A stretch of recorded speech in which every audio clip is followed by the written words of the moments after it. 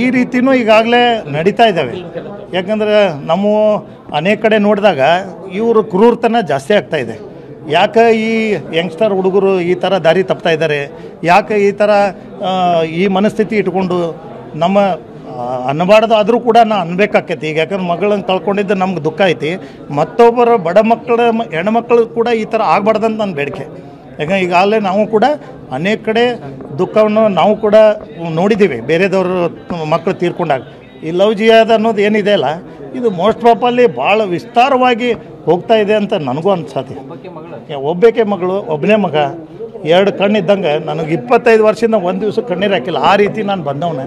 ಇವತ್ತು ನನ್ನ ಮನೆಗಿಂತ ದುಃಖ ಬಂದೈತಿ. ಏನು ಬೇಡ್ಲಕ್ಕೋ ಗೊತ್ತಿಲ್ಲ, ಬಟ್ ಆಗಿದೆ.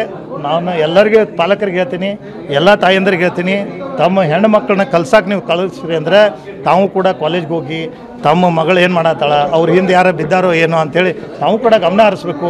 ಈ ರೀತಿ ನನ್ನ ಮಗಳಿಗೆ ಆದಂಗೆ ಇನ್ನೊಬ್ಬರ ಮಗಳಿಗೆ ಆಗಬಾರ್ದಂತ ನಾನು ಕಳ್ಕಳಿಂದ ಪ್ರಾರ್ಥಿಸ್ತೀನಿ. ಈಗ ಇವತ್ತಿನ ಕಾಲಮಾನ ಸೂಕ್ಷ್ಮ ಆಗಿದೆ. ಹೆಣ್ಮಕ್ಳು ಕಲಿಬೇಕು, 50% ಸರ್ಕಾರ ಕೊಡ್ತೈತೆ ಅಂತ ಮುಂದೂ ಕೂಡ ಘೋಷಣೆ ಮಾಡ್ತಾ ಇದ್ದಾರೆ. ಈಗಾಗಲೇ 33% ಆರ್ಡರ್ ಆಗಿದೆ. ಮತ್ತು ಎಲ್ಲದ್ರಾಗೂ ಹೆಣ್ಮಕ್ಳೇ ಮುಂದಾಗಿದ್ದಾರೆ. ಮತ್ತು ಈ ಥರ ಆಗಿಬಿಟ್ರೆ ಕಲಿ ಹುಡುಗರು ಹೆಂಗೆ ಅವರಿಗೆ ಧೈರ್ಯ ಆಕೈತಿ. ಅದಕ್ಕೆ ದಯಮಾಡಿ ಎಲ್ಲ ಪಾಲಕರಿಗೆ ನಾನು ವಿನಂತಿ ಮಾಡ್ತೀನಿ.